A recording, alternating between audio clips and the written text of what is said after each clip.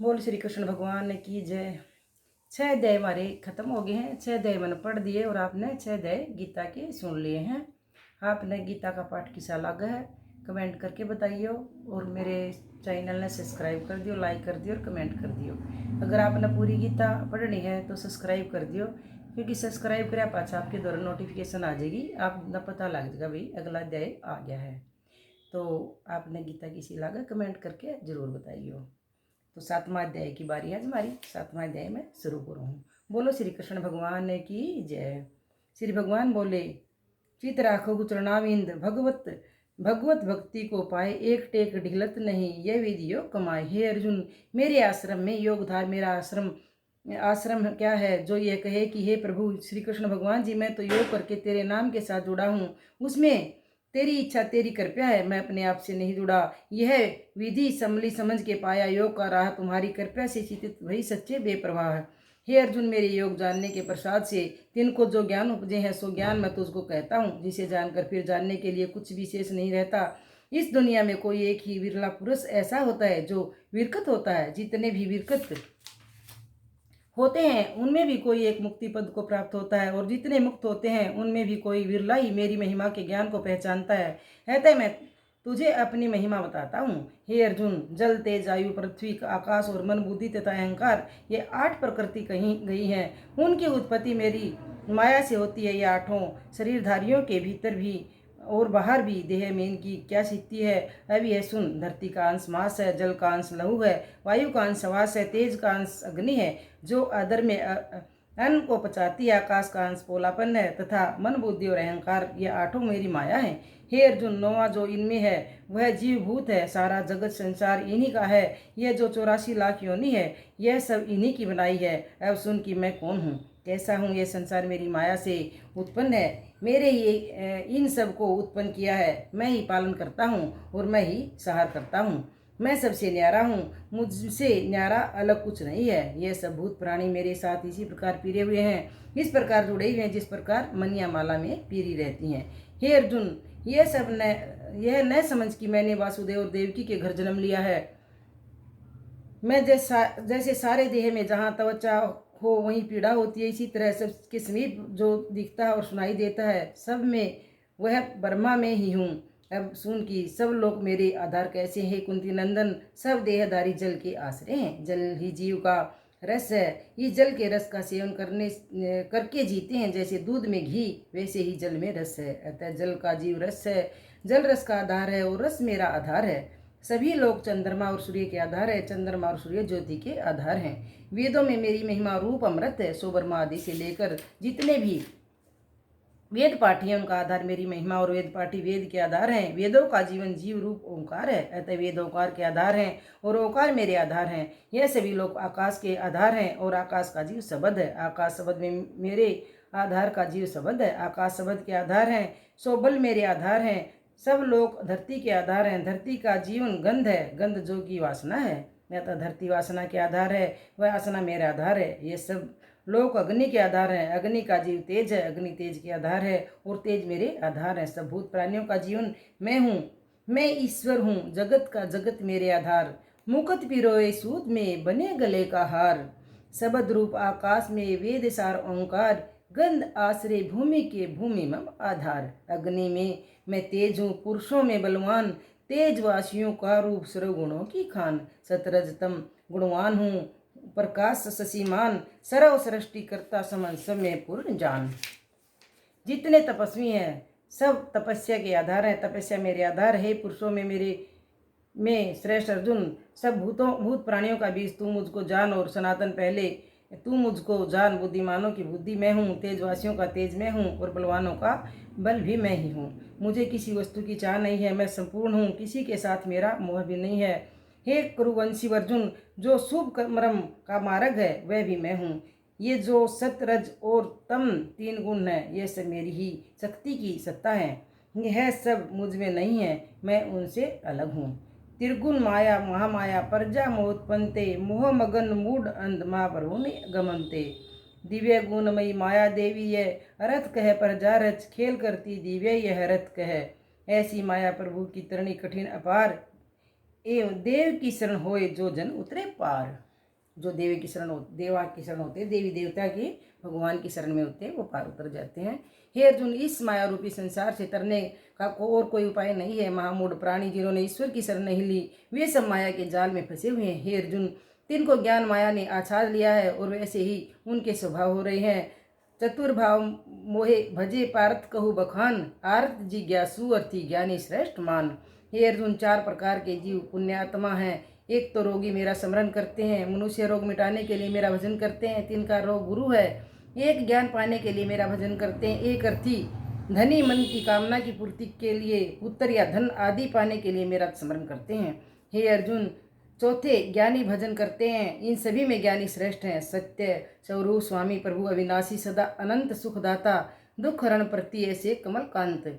इस प्रकार पहचान कर चरण कमल का ध्यान सो ज्ञानी अति श्रेष्ठ, मुझ उसमें भेद न मान। हे अर्जुन, मुझको ज्ञानी प्यारे हैं और ज्ञानियों को मैं प्यारा हूँ।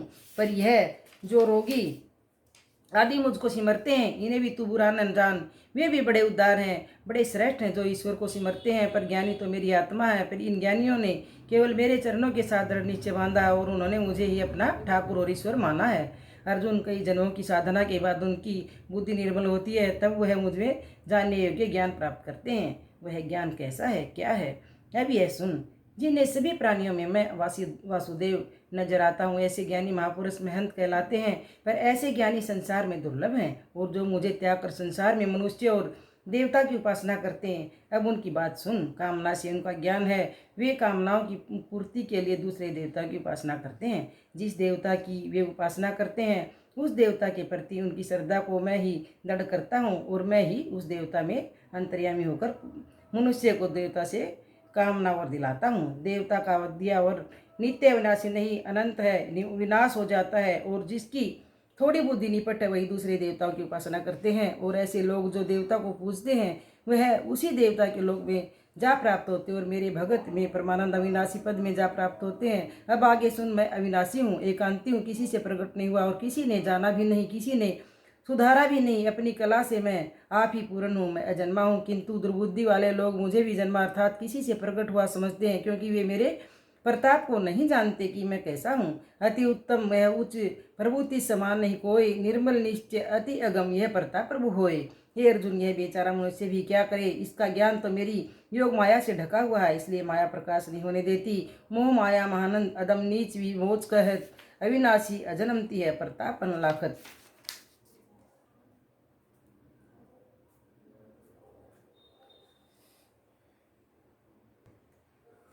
हे अर्जुन, वेदों में मेरा एक नाम चैतन्य रूप पुरुष है, इसका क्या अर्थ है? अब यह सुन। ब्रह्मा से लेकर चींटी तक जितने भी भूत प्राणी संसार में हुए हैं, जो हो चुके हैं, मौजूद हैं या भविष्य में जिन्हें अभी होना जन्मा है, मैं सभी को भली भांति जानता हूँ। मगर मुझे सिर्फ तू जानता है, दूसरा कोई नहीं जानता। क्यों नहीं जानता?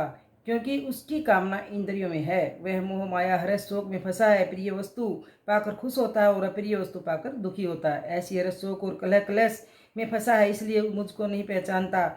इसी कारण यह मूढ़ प्राणी जन्मता और मरता है। और जिनके पाप कट गए हैं, वे पुण्यकर्मी परम पुण्य आत्मा में संसार के हर्ष शोक कलह और क्लेश से मुक्त होकर वे एकाग्र चित्त से मेरा भजन करते हैं और मेरे ही आश्रय हैं। उन्हें मेरे भजन का क्या फल मिलेगा? अब यह सुन। वे बुढ़ापे और जन्म मरण के दुखों से मुक्त हो जाएंगे। जिनके मन में मुझे जानने की लालसा उत्पन्न हो जाती है, मुझे ही ब्रह्मा जानते हैं, मुझे अद्भुत जानते हैं और मेरे को ही अध्यात्म देव जानते हैं। और मुझे ऐसा जानकर मरते समय तक मेरा ही स्मरण करते हैं, वे देह त्यागते हैं। ऐसे प्राणी मुझ परमानंद अविनाशी पद को प्राप्त होते हैं। श्री नारायण होते हैं। गीता का 7वां अध्याय खत्म हो चुका, समाप्त हो गया। और ये 7वें अध्याय का माध्यम है, आप ध्यान से सुनिए।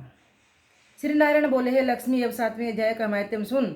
पटेल नामक एक नगर में शंकुकरण नामक एक वैश्य रहता था। व्यापार करने को नगर में से बाहर यहाँ वहाँ जाता रहता था। एक बार रास्ते में शंकुकरण को एक सर्प ने डस लिया, वह मर गया। उसके साथी उसका दाह संस्कार कर आगे बढ़ गए। जब यह पलट कर वापस नगर में आए तो उस वैश्य के पुत्र ने पूछा, मेरा बाप शंकुकरण कहाँ है? उन व्यापारियों ने कहा, तेरे पिता को सर्प ने डसा था, वह मर गया और यह पदार्थ तेरे पिता का है, सो तू ले।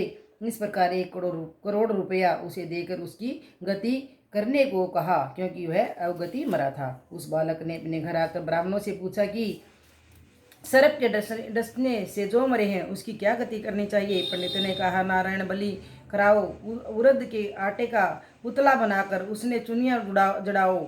जैसी विधि पंडितों ने कही वैसी उसने किया। बड़ा किया, बहुत से ब्राह्मण जिवाए, श्राद्ध पिंड पत्तल कराए, और जो बाकी धन बचा उसे चारों भाइयों ने बांट लिया। एक ने कहा, जिस सर्प ने मेरे पिता को काटा मैं इसको मारूंगा। और उन व्यापारियों से कहा कि वह जगह मुझे बताओ जहाँ मेरा पिता शंकुकर्ण मरा है। व्यापारियों ने उसे कहा, वहाँ ले जाकर खड़ा कर दिया। वहाँ एक बांबी थी जिसे वह कुदाल से खोदने लगा। जब छेद बड़ा हुआ तो वहाँ से एक सर्प निकला। उसने पूछा, तू कौन है, मेरा घर क्यों खोदने लगा है। उस बालक ने कहा, मैं शंकुकर्ण का पुत्र हूँ। जिस सर्प ने मेरे पिता को मारा है मैं उसको मारूंगा।